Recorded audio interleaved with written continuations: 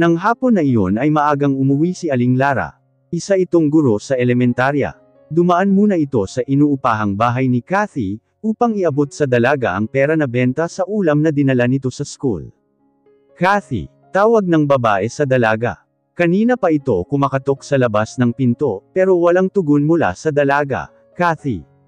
Nagtaka naman ang babae, dahil hindi naman ugali ng dalaga ang umalis ng bahay. Umaalis lang ito sa tuwing madaling araw para mamalengke. Kinabahan ito, kaya dali-dali nitong hinanap sa sukbit nitong bag ang duplicate key sa popahan nitong bahay. Ganoon na lamang ang rumahistrong takot sa mukha nito, nang makitang nakahandusay sa sahig ang dalaga. Diyos ko! Anong nangyari sa'yo, Kathy? Mabilis na nilapitan ng babae ang walang malay na dalaga at pinulsuhan. Nakahinga naman ito ng maluwang, nang maramdaman nito ang tibok ng puso ng dalaga. Saglit na iniwan ni Aling Lara ang dalaga. Lumabas ito upang humingi ng tulong. Isang tricycle driver na kakilala ng babae ang tumulong, at magkatulong ang dalawa na isinakay sa loob ng tricycle si Kathy. Sa isang malapit na ospital dinala ni Aling Lara si Kathy, wala pa ring malay ang dalaga. Agad naman na inis-ikaso ng mga nurse si Kathy. Hindi naman mapakali si Aling Lara. Panay ang lakad nito sa harapan ng silid, kung saan naroon ang dalaga. Maya-maya ay lumabas ang doktor na samuri kay Kathy. Ma'am, kayo po ba ang ina ng pasyente? Tanong ng babaeng doktor. Hindi po, Doc. Sagot naman ni Aling Lara. Ako ang kasera sa inuupahan niyang bahay. Kumusta naman po ang pasyente? Sumunod kayo sa akin, sabi ng doktor. Nagtataka man ay sinundan ito ng babae. Pumasok sila sa opisina ng doktor. May malubhabang karamdaman ang pasyente. Agad na tanong ni Aling Lara nang makaupo ito. Hindi ko alam kung gaano siya katagal nawalan ng malay. Sana naman ay okay lang siya. Mrs., ayos naman ang pasyente. Salamat naman kung ganoon, tuwang bulalas ng babae. Ilang taon na ba ang pasyente? 18. May nobyo. Sa pagkakaalam ko ay wala, medyo naguguluhan na sagot ni Aling Lara. Mag-isa lang siyang naninirahan sa kanyang inuupahang bahay. At kahit minsan ay hindi ko siya nakita na nag-entertain ng manliligaw, dahil abala siya sa kanyang karinderya. Okay, tumatango ang ulo na sabi ng doktor. The patient is 1 month pregnant. Ano ho? Kamantek na mahulog si Aling Lara sa kinauupuan nito. Tama ba ang narinig ko? Buntis si Kathy. Yes, sagot ng doktor. Malakas naman ang resistensya ng pasyente, ang nangyari sa kanya ay isa sa mga sintomas na buntis siya. Kailangan din niya ng sapat na pahinga. Naguguluhan pa rin ako, Doc. Hindi pa rin kasi makapaniwala ang babae, na buntis ang dalaga. Nasaan ba ang mga magulang niya? Tukoy ng doktor kay Kathy. Ulila na siyang lubos. Mag-isa lang niyang binubuhay ang kanyang sarili. Kung gayon, higit na kailangan niya ang iyong pangunawa bilang kanyang kasera. Kausapin mo siya sa paraang alam mo, na hindi ikasasama ng kanyang kalooban. Buntis ang pasyente kaya hindi siya dapat ma-stress. Tumango naman si Aling Lara. Naawa rin naman ito kay Kathy, lalo na ngayon na kailangan nito ng gabay. Ito pala ang mga vitamins na kailangan ng pasyente. Inabot ng doktora ang kapirasong papel sa babae. Salamat, Doc. Baka gising na ang pasyente, pwede mo na siyang puntahan at kausapin. Tumayo na nga si Aling Lara. Magalang itong nagpaalam sa doktor na lalabas na sa silid na iyon. Agad naman itong tinungo ang kinaroroonan ni Kathy. Aling Lara, wika ni Kathy nang makita itong pumasok sa silid. Alam kong narito ako sa ospital, ano po ba ang nangyari sa akin? Hinintay muna ni Aling Lara ang nurse na makalabas ng silid, bago ito naupo sa gilid ng kama na kinahiga ni Kathy. Nanunood lang ako ng TV, nang bigla ako makaramdam ng pagkahilo. Tapos bigla na lang nagdilim ang paligid. Wala na akong matindaan sa sumunod na nangyari. Kathy, huwag mo sana masasame nang itatanong ko sa iyo ha. Malumanay na sabi ni Aling Lara. Tinitimbang nito ang magiging saloobin ng dalaga, may nobyo ka ba? Napangiti siya sa tanong na iyon ng kanyang kasera. Anong klaseng tanong naman iyan, Aling Lara? Sagutin mo lang ang tanong ko, sabi pa nito. Wala po akong nobyo, matapat niyang sagot. Bakit po ba? Nasundan ng tingin ni Kathy ang kamay ni Aling Lara, nang gagapin nito ang kanyang kamay at marahang pisilin. Kathy, hindi mo naman kailangan magsinungaling. Pero nagsasabi po ako ng totoo, aniya. Wala po talaga akong nobyo. Ano po ba ang nangyari sa akin? Buntis ka, Kathy. Parang bomba sa kanyang pandinig ang sinabi ni Aling Lara. Nagbibiro po ba kayo? Umiling ito. Hindi ako nagbibiro. Buntis ka at 1 buwan na. Hindi siya nakaimik. Hindi rin niya alam kung ano ang sasabihin. Nawiwindang pa rin ang utak niya sa nalaman. 1 beses lang niyang ipinagkaloob ang sarili kay Elmo. At kahit na minsan, ay hindi sumagi sa kanyang isipan na may mabubuong binhi sa kanyang sinapupunan. Binhi ng isang pagkakamali, ngunit ituturing niya itong isang magandang regalo na dumating sa kanyang buhay. Ngayon ay hindi na siya mag-iisa sa buhay, may makakasama na siya. Ang kanyang anak. Naluluha ang mga mata na sinapo ni Kathy ang kanyang puson. Wala pa siyang makapa na umbok, pero alam na niyang may buhay sa loob ng kanyang sinapupunan. Pwede ko ba malaman kung paano nangyari ito? Tanong sa kanya ni Aling Lara. Tinutukoy nito ang kanyang pagdadalang tao. Huminga muna ng malalim si Kathy. Ikinwento niya rito kung paano niya nakilala ang ama ng kanyang ipinagbubuntis. Maging ang kanyang nagawang pamimikot sa binata ay inamin niya rin dito. Huwag niyo po sana akong husgahan, Aling Lara. Alam ko po na nagkamali ako, at pinagsisisihan ko na iyon. Nagkamali ako sa lalaking minahal, at nabuo ang batang nasa sinapupunan ko, dahil din sa isang pagkakamali. Ang batang nasa sinapupunan ko, ay hindi bunga ng pag-ibig, kundi bunga ng galit ng kanyang ama. Umiiyak niyang sabi. Niyakap naman siya ni Aling Lara. Maaring bunga ng isang pagkakamali ang iyong magiging anak, ngunit bunga naman siya ng tapat mong pag-ibig sa kanyang ama. Pag-aalo nito sa kanya, ako man ay katulad mo, Kathy. Umibig at hindi pinili, kaya naman lahat ng pagmamahal na alam ko ay ibinuhos ko sa aking anak.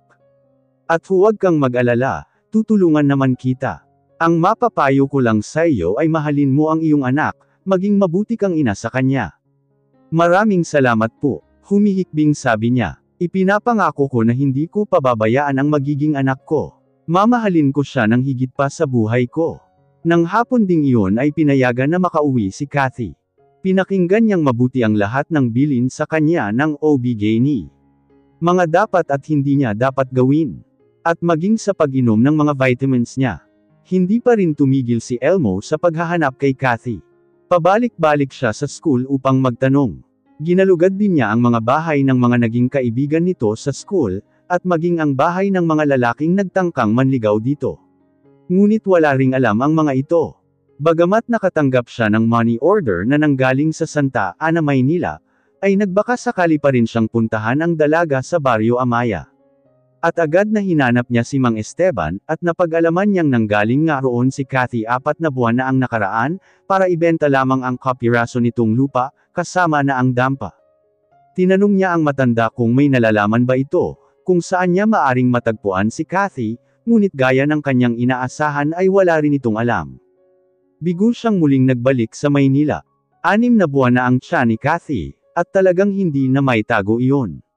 Kahit alam niyang pagchichismisan siya ng mga kapitbahay o mga kakilala, ay hindi siya nagkulong sa inuupahan niyang bahay. Wala siyang pakialam sa sasabihin ng mga ito sa kanya. At sa tulong at payo ng kanyang kasera, ay hindi naman siya nahirapan sa kanyang pagbubuntis. Nagsumikap siya ng husto, para mapaunlad niya ang konting pera na ipinuhunan niya sa karinderya. Hindi naging sagabal sa kanya ang kanyang pagdadalang tao. Patuloy pa rin siya sa pagluluto, at tulad ng dati ay marami pa rin siyang naging suki dahil mura na ay masarap pa. Alam mo, Kathy, sa tingin ko sa'yo, asenso ka.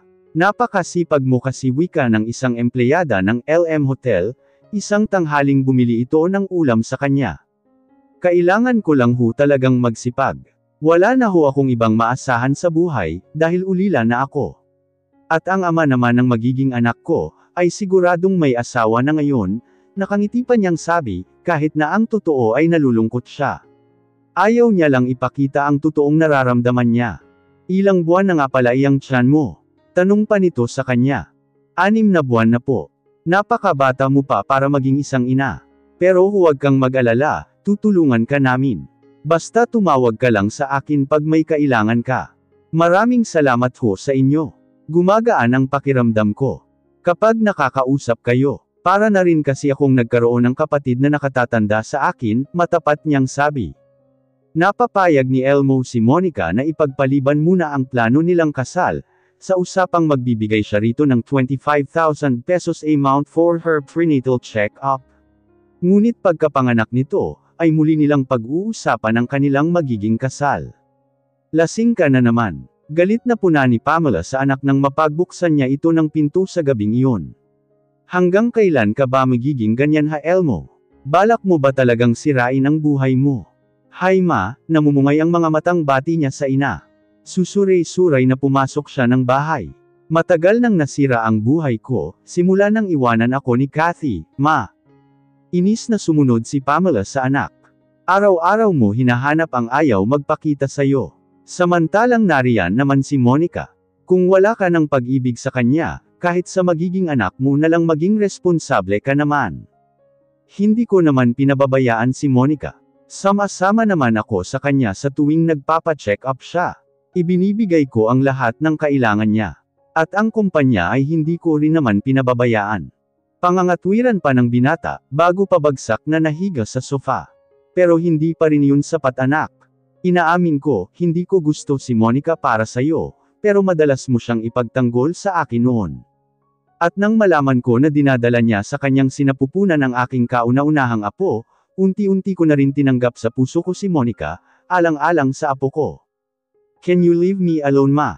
Pakiusap niya sa ina. Ipinikit niya ang kanyang mga mata.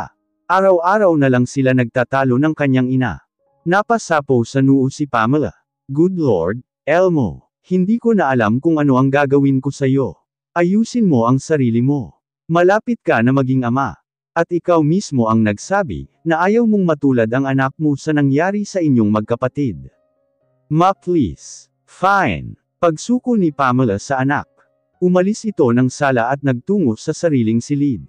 Naiwan mag-isa sa sala si Elmo. Bumangon siya at naupo. Pinag-isipan niyang mabuti ang mga sinabi ng kanyang ina. May pagtutol sa kanyang puso, na tuluyang kalimutan si Kathy. Susubukan niyang muling ibalik ang nawala niyang pag-ibig kay Monica, alang-alang sa kanilang magiging anak. Ngunit naroon pa rin sa puso niya ang pag-asang muling makita si Kathy. Muling nahiga sa sofa si Elmo, at hindi namalayan na siya'y nakatulog. Mababaw pa lang ang tulog ni Elmo, kaya naman agad itong nagising nang maramdaman na may tumapik sa kanyang pisngi. Inis na bulong ng binata. Pinilit nitong idilat ang mga mata. Bumangon ka kuya, may pag-uusapan tayo. Niyugyug naman ni Ersan ang balikat ng kapatid. Bukas na lang. Gusto kong matulog, muling pumikit si Elmo. Hindi na ito pwede ipagpabukas, pangungulit pa ni Ersan. May dapat kang malaman tungkol kay Monica. Ano naman ang tungkol sa kanya? Tanong niya sa kapatid, kahit hindi naman siya interesado sa sasabihin nito. Naalala mo yung gabing nag-celebrate ng kaarawan niya si Kathy? Siyempre naalala niya, dahil iyon ang gabi na nagsimulang magulo ang mundo niya. At ang katotohanan siya ang unang lalaking umangkin kay Kathy. Hindi siya sumagot. Nanatiling nakapikit ang mga mata niya. Totoo ang sinasabi sa iyo ni Kathy, niloloko ka ni Monica. At hindi totoong ikaw ang ama ng ipinagbubuntis niya. Hindi gumawa ng kasinungalingan si Kathy, para masira sa iyo si Monica.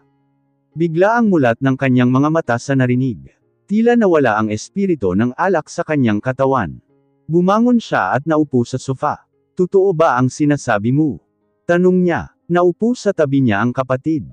Sa totoo lang kuya, matagal ko nang alam na pinagtataksilan ka ni Monica. Hindi ko lang agad nasabi sa iyo, dahil gusto kong may ebidensya akong maipapakita sa iyo. Pag-amin ni Ersan sa kapatid. And I'm sorry, dahil naging tikom ang bibig ko. When? Noong araw na nawala ka. Madalas kong makita na magkasama sina Monica at Baltazar. Magpinsan silang dalawa. Hindi kuya. Pagtatama ni Ersan. Nagsinungaling sa atin si Monica. Palihim kong pinaimbestigahan sina Monica at Baltazar. At sa tulong ng kaibigan kong si Clyde, napag-alaman ko na high school sweetheart ang dalawa. At narito ang ilang litrato na magpapatunay na may relasyon silang dalawa. Inisa-isa ni Elmo ang mga litrato na binigay ng kapatid. May kuha ng larawan na magkasama sina Monica at Baltazar sa ospital, kung saan nagpapa-prenatal check-up si Monica. Mayroon ding kuha ng larawan na magkasama ang dalawa sa bahay ng babae, na masayang magkayakap. Habang tinitingnan niya isa-isa ang mga litrato, ay may umagaw sa kanyang atensyon. Isang bagay na pamilyar sa kanya. Nakikilala ko ang maskarang ito. Bulalas niya at ipinakita sa kapatid ang bagay na nasa litrato. Ito ang maskarang suot ng taong bumaril sa akin, bago ako mahulog sa dagat. At base sa kanyang katawan ay isa siyang babae. May namuong hinala sa isipan ni Elmo, na ang babaeng nakasuot ng maskara, at bumaril sa kanya ay walang iba kundi si Monica. Ngunit bakit? Tanong niya sa sarili. Kahit minsan ay hindi niya pinaghinalaan si Monica, na may binabalak na pala itong masama sa kanya. Ito ang voice recorder na magpapatunay, na hindi ikaw ang ama ng pinagbubuntis ni Monica. Ibinigay sa kanya ng kapatid ang device. Hindi totoong 1 buwan siyang buntis nang sabihin niya ito sa'yo.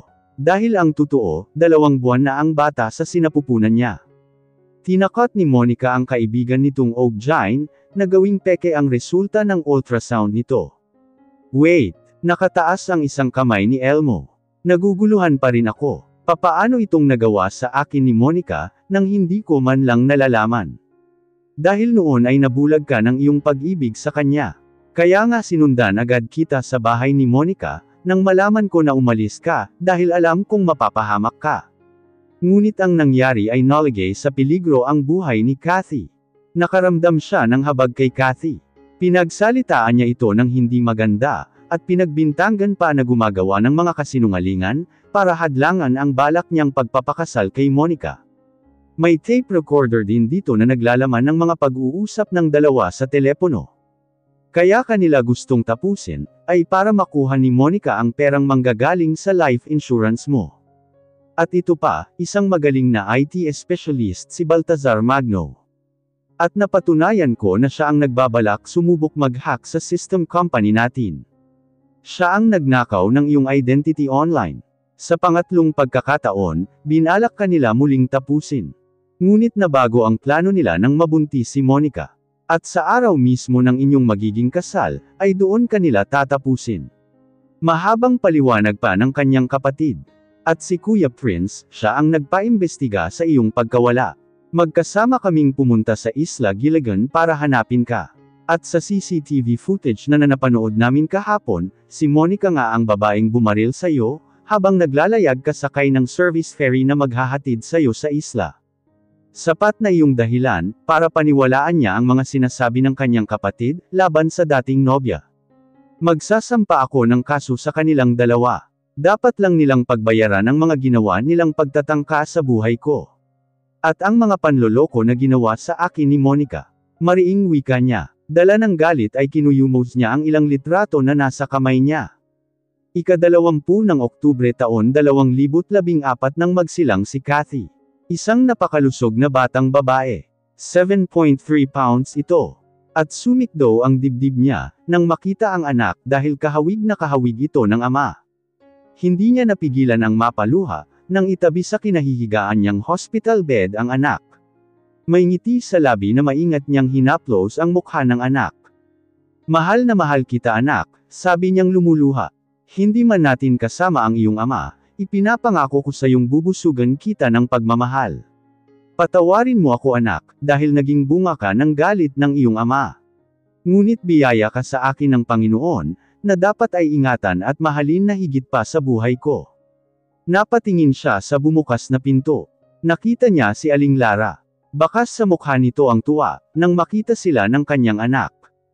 Salamat naman sa Diyos at nakaraos ka na, Kathy. At ligtas mong naipanganak ang iyong anak. Natutuwang wika ni Aling Lara. Lumapit ito sa kamang kinahihigaan niya. Ay sus, napakagandang bata naman ang iyong anak Kathy. Ang cute-cute, sarap pisilin ng pisngi. Maraming salamat Aling Lara. Hindi mo ako pinabayaan simula noong magbuntis ako at makapanganak. Matapat niyang sabi. Hindi ka na iba sa amin ng anak ko Kathy. Pamilya na rin ang turing namin sa'yo. At huwag kang mag-alala. Tutulungan kita sa pag-aalaga ng iyong anak. Ngunit paano ho ang iyong pagtuturo sa school? Hindi ko nasasabi sa iyo, retired teacher na ako. Malaki rin naman ang makukuha kong pera, sapat na para matustusan ang pag-aaral sa kolehiyo ng anak kong si Bibot. May mga paupuhang apartment din naman ako na mapagkukuhanan ng income kada buwan. Paliwanag nito, tsaka nabanggit mo noon sa akin na balak mong ipagpatuloy ang iyong pag-aaral. Ngayon na nakapanganak ka na, ako na ang baalang mag-alaga sa anak mo habang nag-aaral ka. Natuwa si Kathy. Isa rin iyon sa bumabagabag sa kanya. Gusto niyang ipagpatuloy ang pag-aaral. Ngunit inaalala niya ang kanyang anak. Maraming salamat po sa lahat ng kabutihan mo sa akin, Aling Lara. Hulog ka sa akin ng langit, upang tuparin ang aking mga pangarap. Umiiyak niyang sabi, luha ng kagalakan. Ipagpapatuloy ko pa rin po ang negosyo kong karinderya, malaking tulong din iyon sa akin kapag nakabalik na ako sa pag-aaral.